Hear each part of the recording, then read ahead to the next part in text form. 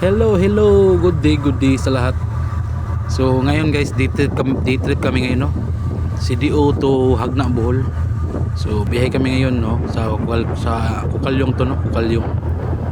So makikita nyo guys, malakas na yung takbo natin, no, kasi naka full height na tayo niyan. Oh, kita nyo. So dito guys, umakyat ako dito sa Compastec, no.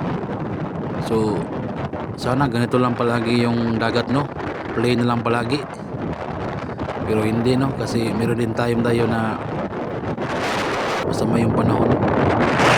So dito guys, umakyat ako dito sa Compastec. So makikita nyo guys yung buhok ko gumagalaw, no.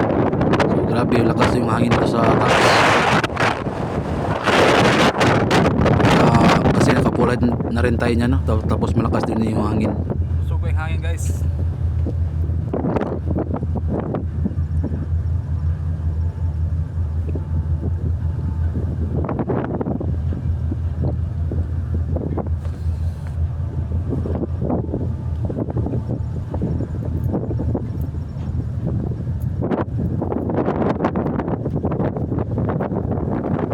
So dito guys, dito banda guys, so nandito ako ngayon sa bandang likuran ng barko, no.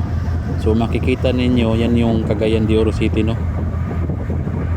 So makikita nyo rin yung takbo natin, no, ngayon lakas din, no.